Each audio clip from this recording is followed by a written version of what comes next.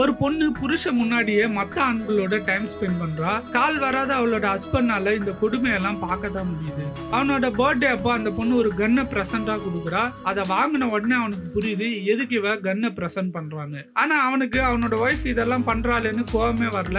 நம்ம இதுக்கெல்லாம் டிசர்விங் அப்படின்னு தான் நினைக்கிறான். கொஞ்சம் வருஷங்கள் முன்னாடி இந்த பொண்ணு அவன் லவ் பண்ணி தான் மேரேஜ் பண்ணிக்கிறான். ஆனா நாட்கள் போக போக அவங்களுக்குள்ள சண்டை அதிகமாகுது.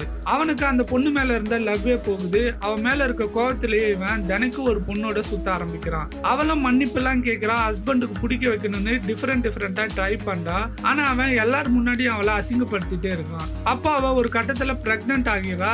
இப்போவாது நம்ம ஹஸ்பண்ட் நம்ம கூட சேர்ந்து வாழ்வாருன்னு நினைக்கிறா. ஆனா அவன் அந்த குழந்தைக்கு ரெஸ்பான்சிபிலிட்டி எடுத்துக்க முடியாதுன்னு சொல்லிடுறான். இதனாலே அவ ரொம்ப கஷ்டப்படுறா. அவளோட குழந்தை வயிற்றுக்குள்ளே இறந்து போயிடுது.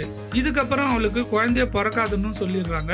இவளும் அவனை விட்டு தூரமா வந்துடுறா. இவ போனதுக்கு அப்புறமா அவன் இஷ்டம் போல குடிச்சிட்டு வேற பொண்ணுங்களோட சுத்தி திரிதான். 2 வருஷம் கழிச்சு அவன் ஒரு ஆக்சிடென்ட்ல மாட்டி கால் உடைஞ்சு போயிடுது.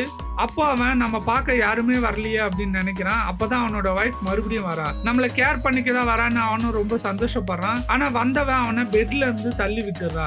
அவனை மறுபடியும் எழுந்துக்க முடியாத மாதிரி ஆக்கிடுறா. அன்னையில இருந்து அவ எவ்வளவு கஷ்டப்பட்டான்னு அவனுக்கு புரிய வைக்கணும்ட்டு இது மாதிரி எல்லாம் பண்ணிட்டு இருக்கா.